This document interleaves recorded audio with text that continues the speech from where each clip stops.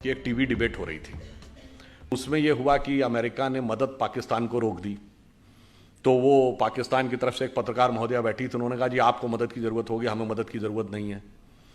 तो हमने कहा जी हम अमेरिका से क्या लेते हैं ये इंपॉर्टेंट नहीं है, हम अमेरिका को क्या देते हैं।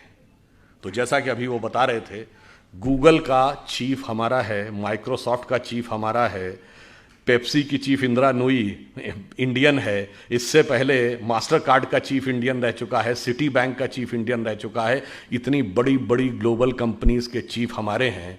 मैंने कहा आपके यहाँ भी बहुत सारे चीफ हैं, लश्कर तैयबा का चीफ है, जैश ए मोहम्मद का चीफ है, अलकायदा का चीफ होता है। मैंने कहा इतना बड़ा अंतर है कि हम 75 साल में कहाँ पहुँचे हैं कि अमेरिकन मल्टीनेशनल्स भारत में आती हैं टैलेंट हंट के लिए और अमेरिकन फौजें पाकिस्तान में जाती हैं टेररिस्ट हंट के लिए। कभी ओसामा बिन लादेन मारा जाता है एबटाबाद में, तो कभी पाकिस्तान के बॉर्डर पर अमन अल जवाहिरी मारा जाता है। और इतना ही नहीं, हम अमेरिका को सिर्फ इतना ही नहीं देते हैं। जैसा कि अभी मोहित जी कह रहे थे कि भाई मैं तो बिजनेस का व्यक्ति हूं, तो समाज, राजनीति, आध्यात्म, इस विषय पर तो मैं नहीं बोलूंगा। मैं तो बताता हूं कि बिजनेस और आध्यात्म का भी हमारे यहां कैसा कनेक्शन है। हम सब व्हाट्सएप यूज करते हैं, फेसबुक यूज करते हैं, तो उसका ओनर कौन है? Mark Zuckerberg. जो लोग आईफोन यूज करते होंगे पता होगा कि एप्पल का फाउंडर कौन था? Steve jobs.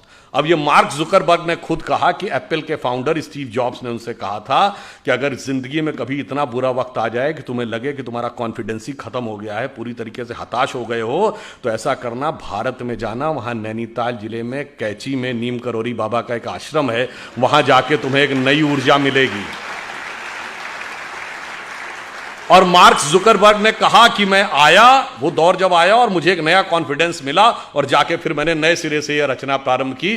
तो हम बिजनेस के साथ साथ हम यह भी देते हैं, तभी हमने कहा कि हम सोने की चिड़िया के साथ साथ जगत गुरु भी बनेंगे, यही हमारा भवितव्य है। परंतु इस अमृत काल से पहले हमें यह भी समझना होगा कि अमृत तो बाद में आता है, सागर मंथन में विष पहले आता है। बहुत सारा विष हमारे दिमागों में भरा हुआ है। जो अभी उल्लेख किया गया कि प्रधानमंत्री जी ने 5 प्रण कहे, तो पहला प्रण क्या था? कि हमें विकसित राष्ट्र बनना। अब छोटी मोटी बात नहीं सोचनी, जिसके विषय मैंने बताया। दूसरा प्रण क्या था? गुलामी की हर चीज को छोड़ना है। और यह बात उन्होंने ऐसे ही नहीं कही। नॉर्मली सरकारें आती हैं, वो कहती हैं हमने इतने नए नियम और बना दिए। हमारी सरकार ने पिछले 8 साल में 1500 से लेकर 1800 पुराने नियम समाप्त कर दिए, जिनकी कोई जरूरत नहीं थी। और कैसे कैसे नियम? एक बार अमित शाह जी ने मुझे बताया कि जब वो गुजरात के गृह मंत्री थे, तो 1965 के युद्ध के समय क्या होता था कि पाकिस्तान अपनी तरफ से गुब्बारों के द्वारा कुछ पैम्फलेट्स भारतीय क्षेत्र में छोड़ देता था।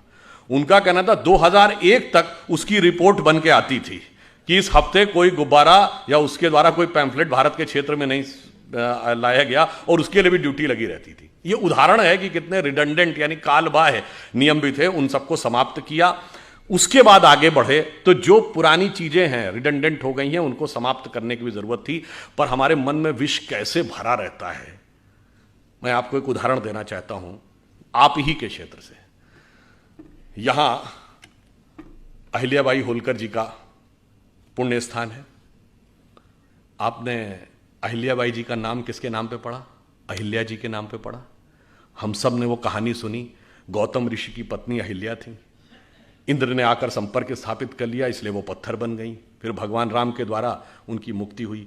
कितना गलत है, महिलाओं के साथ कितना अत्याचार होता था, यही दिमाग में भरा हुआ है ना। पर आप में से किसी ने कभी ध्यान दिया कि अहिल्या शब्द और गौतम शब्द और राम शब्द का अर्थ क्या है? अहिल्या का अर्थ होता है जिसे हिलाया ना जा सके।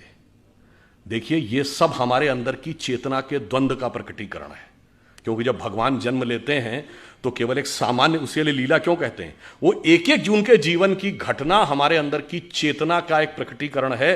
मन की वह अवस्था जिसे विचलित नहीं किया जा सके, जिसे जरा भी हिलाया ना जा सके, वह है अहिल्या। जब मन उस अवस्था में पहुंचता है। अहिल्या किसकी पत्नी है? गौतम ऋषि की। तम शब्द का अर्थ क्या है? अंधकार। गौ का अर्थ होता है जाना। जब आप अंधकार के परे चले जाते हैं और ज्ञान के प्रकाश का साक्षात्कार करते हैं, तब चेतना उस अवस्था में पहुंचती है जिसे विचलित नहीं किया जा सकता। यह गौतम और अहिल्या के पति पत्नी होने का अर्थ है। और इसमें एक और बात है, आपको नहीं पता होगा, यह अंग्रेजी का जो गो शब्द है ना, जिसका मतलब जाना, वो संस्कृत के गो से निकला है। यही गो शब्द का अर्थ है जाना, गौतम का यही अर्थ है, तम के परे जाना। 10 बार आया है रामचरितमानस में, गो गोचर लग जा मन जाई तो जानो माया भरमाई। मगर हमारे दिमाग में भरा है कि गो अंग्रेजी का शब्द है। हमारे यहां गोचर, ग्रहों की गति को गोचर कहते हैं ना। आज का गोचर, ज्योतिषी से पूछे, कहता आज का गोचर, ये सब गो शब्द जाने से बना है। अब इंद्र कौन है? इंद्र शब्द का अर्थ जानते क्या है? बहुत बार हम लोगों ने सुना, खूब हमारे यहां कहानियों में है कि जैसे ही कोई एक ऋषि तपस्या करने लगा तो इंद्र ने जो है अपना अप्सराएं भेजकर उसकी तपस्या भंग करने का प्रयास किया, क्योंकि इंद्र का आसन डोलने लगा। इसका क्या अर्थ है? इंद्र शब्द का अर्थ जानते क्या है? आपने ईंधन वर्ड सुना है? फ्यूल के लिए यूज होता है, सोर्स ऑफ एनर्जी। ये ईंधन शब्द इंद्रन शब्द का अपभ्रंश है। इंद्रिय शब्द इंद्र से निकला है। हमारी सारी सांसारिक इंद्रियों की जो सोर्स एनर्जी है, दैट इज इंद्र। और जब कोई तपस्या करता है तो इसका अर्थ क्या हुआ? वो इंद्रियों को कंट्रोल करने की कोशिश करता है, तो इंद्र का आसन डोलता है, यानी इंद्रियों की सत्ता कमजोर पड़ती है। तो बाय लॉ ऑफ इनर्शिया इंद्रियां सबसे ज्यादा तेजी से उसके ऊपर इनर्शिया बैक फोर्स मारती हैं। और वो सबसे ज्यादा किस पे मारेंगी? मानसिक रूप से मानेंगे, कि मन सबसे प्रबल इंद्रिय है। इसीलिए कभी आपने ध्यान ही नहीं दिया होगा कि अप्सराओं के नाम क्या? मेनका, जहां पर मन एकाग्र हो, उर्वशी, हृदय को वश में करने वाली। ये सब प्रवृत्तियां हैं जो जाकर हमारे मन पर अटैक करती हैं। तो जैसे ही इंद्रियों की शक्ति, जब आप अंधकार के परे चले गए और उसे विचलित नहीं किया जा सकता था, यदि इंद्रियों की शक्ति के प्रभाव में आ गए तो क्या हुआ? पत्थर का क्या हुआ? चेतना शक्ति का लोप हो गया। आप पदार्थ यानी सांसारिक शक्ति के रूप में रह गए। जो आध्यात्मिक चेतना थी वो चली गई। अब आध्यात्मिक चेतना दोबारा कब मिलेगी? राम शब्द का अर्थ जानते क्या होता है? हिंदी या संस्कृत में शब्द है, रम धातु से बना है, जिसका अर्थ होता है रमना। रमनते इतराम, रमणीक स्थान, रमता जोगी। यानी किसी भी चीज जिस चीज में सेटल्ड होती है उसको रमना कहते हैं। इसीलिए राम शब्द का तात्विक अर्थ है रमनते इतरामा, अर्थात वह तत्व जिसमें सारा संसार सेटल्ड है। फिर यानी वही divine element which beholds the entire universe, फिर जब उसके साथ दोबारा संपर्क होगा, that conscious energy will revive और वर्ल्ड एनर्जी विल डिसअपियर। मगर हमारे दिमाग को क्यों, अब ये क्यों, किन्हों ने पढ़ाया गया जानते हैं क्यों? 1854 में कार्ल मार्क्स ने एक आर्टिकल लिखा था शिकागो हेराल्ड ट्रिब्यून में कि हिंदू जाति चाहे जितनी भी समृद्ध हो, पर वो नंदी, बैल, बंदर, हनुमान और हाथी गणेश को पूजने वाले इसी लायक थे कि उनके ऊपर हुकूमत की जाए, क्योंकि वो मूर्ख थे। मान्यवर, हम मूर्ख नहीं थे, इतना समझने लायक बुद्धि आपके पास नहीं थी, क्योंकि आपने ना कभी भारत में आए, ना आपने भारतीय संस्कृति पढ़ी, ना आपने संस्कृत पढ़ा, और आपने कुछ नहीं पढ़ा, और उसके बावजूद बैठे बैठे व्याख्या दे दी। और मैं पुनः यह बात चुनौती से कहता हूं, किसी मार्क्सवादी ने वैदिक संस्कृत पढ़ी ही नहीं। जैसे कोई आईआईटी या इंजीनियरिंग कॉलेज में जाकर बीटेक करे नहीं और इंजीनियरिंग पे भाषण देने लगे, उसी प्रकार कोई मार्क्सवादी बताए उसने किस वैदिक गुरुकुल में जाकर वैदिक संस्कृत पढ़ी है और फिर वेदों पे कमेंट्री की है, अंग्रेजी में पढ़ के वेदों पे कमेंट्री की है। ऐसे महान महान लोग हैं। और वो मैं उदाहरण बताना चाहता हूं, जब राम जन्मभूमि का मुकदमा चल रहा था, ये सुप्रीम कोर्ट की नहीं, जब Lucknow bench of Allahabad high court में चल रहा था, तो दोनों पक्षों से कहा गया कि आप अपने अपने इतिहासकार ला सकते हैं। तो हमारी तरफ से जो इतिहासकार थे उसमें देवेंद्र स्वरूप जी थे, एसपी गुप्ता थे, ग्रोवर साहब थे, डॉक्टर हर्ष नारायण थे। उधर से ऑब्वियस कौन थे? सूरज भान थे, आर.एस. शर्मा थे, रोमिला थापर थी, यही सब लोग, जिनको डी.एन. झा वगैरह, ये लोग स्वयं नहीं अपीयर होते थे, अपने प्रतिनिधियों के थ्रू होते थे। अब भाई देखिए, कोर्ट में तो राजनीति नहीं चलेगी। कोर्ट ने पूछा कि आप राम मंदिर के मुद्दे के ऊपर आए हैं, तो आप पहले ये बताइए कि आपका हिस्ट्री में विषय क्या है, एंशिएंट इंडिया विषय है क्या? तो उसमें से ज्यादातर लोन लिख के दीजिए एंशिएंट इंडिया हमारा विषय नहीं है। अब वहां खुदाई का विषय था, तो आपको पता होगा हिस्ट्री में 2 ब्रांच होती ना, आर्कियोलॉजी एंड कल्चर।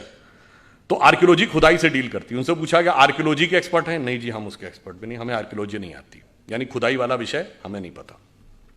चलिए, तो कल्चर का पता होगा। अब कल्चर तो किसी लैंग्वेज में लिखा रहता है, सारे डॉक्यूमेंट्स 2 ही भाषाओं में थे, संस्कृत और फारसी। और मजे की बात है, सबने ये लिख के दिया है कि फारसी नहीं, उन्हें संस्कृत भी नहीं आती है। यानी ना खुदाई जानते थे, ना लिखाई जानते थे, और दावा ये सारी खुदाई जानते थे। वो आके हमको समझाते थे। जबकि हमारी तरफ से लोग ऐसे थे जो संस्कृत भी जानते थे, फारसी भी जानते थे। डॉक्टर हर्षनारायण श्रीवास्तव को मैं व्यक्तिगत रूप से जानता हूं, जितने बड़े संस्कृत के विद्वान थे उतने बड़े फारसी के विद्वान थे।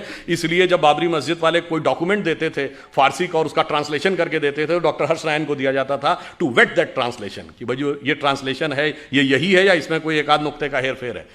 इससे आप समझिए कि किस प्रकार की चीजें हमारे दिमागों में भरी गई और हमारा दिमाग किस तरीके से उन सारी चीजों से इफेक्ट हो गया, और किन लोगों ने भरी जिनको उसका कुछ भी एबीसीडी नहीं आती थी। वैसे ऑन द लाइटर नोट में कहूं, जब ये देवी अहिल्या जी वाला उल्लेख आता है तो तुलसीदास जी का जो पूरा साहित्य है ना, वो पूरा एक गंभीर राम भक्त साहित्य माना जाता है। पर एक ही आज जगह तुलसीदास जी ने हास्य रस का भी उल्लेख किया है। कवितावली में वो लिखते हैं कि जब भगवान राम चित्रकूट पहुंचते हैं तो वहाँ के जब साधु सन्यासियों को पता चलता है कि भगवान राम आए हैं, तो वो बेचारे वर्षों बरस से व्रत कर रहे थे, तपस्या कर रहे थे, तो उनको लगा कि इनके पैर के स्पर्श होने से कोई पत्थर की शिला स्त्री बन जाती है। तो सब एक एक शिला लेके आ गए कि शायद ये एक सुंदर स्त्री बन जाए तो मेरा भी जीवन जो कष्ट का है कोई मुझे भी अच्छे ढंग से हमारा सहयोग करने के लिए मिल जाए। तो उसको उन्होंने लिखा है कि विंध्य के वासी उदासी तपोव्रत धारी महाबिनु नारी दुखारे, और गौतम तीय तरी तुलसी सो कथा सुनिबे मुनि वृंद पखारे, होए हैं शिला सब चंद्रमुखी परसे पद मंजुल कंज तिहारे, और कीन भली रघुनायक जीव करना करी कानन को पगधारे। तो मतलब उन्होंने हास्य का भी प्रयोग किया। ये तो एक चीज हुई। अब दूसरी बात आई है, जिस जमाने में देवी अहिल्याबाई होलकर यहां पे रूल कर रही थी, 18th सेंचुरी, आपको पता है उस समय यूरोप में क्या था? 1542 से वहां पर विचक्राफ्ट एक्ट था। विचक्राफ्ट एक्ट का मतलब होता किसी भी महिला को चुड़ैल घोषित करके जला दिया जाता था।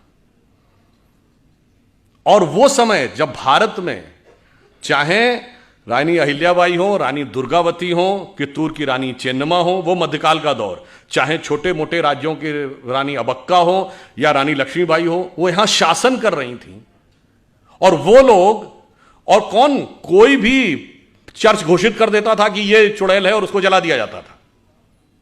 ये बाई पार्लियामेंट ये एक्ट था, ये ब्रिटिश पार्लियामेंट का एक्ट है। और आपको पता है वो एक्ट कब तक रहा है? 1951, 1951 में वो एक्ट रिपील किया गया है। और वो लोग हमको ज्ञान देते थे कि महिला समानता आप यहां नहीं है, महिला समानता तुम्हारे यहां थी। आपको पता है अंग्रेजी का ये शब्द विच हंट आप सबने सुना होगा। ये विच हंट शब्द उसी विचक्राफ्ट एक्ट से निकला है कि किसी भी औरत को विच घोषित करके फिर उसको पकड़ना और पकड़ के मौत के घाट उतार देना। हकीकत यह है कि विच हंट करने वालों ने हमारे खिलाफ विच हंट किया है कि हमें कहां कहां पे नीचा दिखाया जा सकता है। और इसलिए मैं ये कहना चाहता हूं, हमारे यहां स्थिति ये थी, ये तो हुई रूल करने की बात। वैदिक काल में 20-22 ऐसी विदुषी महिलाएं हैं, गार्गी, अपाला, लोपमुद्रा, मैत्रेयी, जिन्होंने बाकायदा वेदों पर व्याख्यान किया है, शास्त्रार्थ किया है। याज्ञवल्क्य का गार्गी के साथ शास्त्रार्थ, संध्या का ऋषि मेधातिथि के साथ शास्त्रार्थ। हम चुनौती के साथ कहते हैं दुनिया में कोई दूसरी धर्म संस्कृति बताइए जो धर्म ग्रंथ के ऊपर पहले तो डिस्कशन का पावर देती हो और डिस्कशन का पावर महिला को देती हो।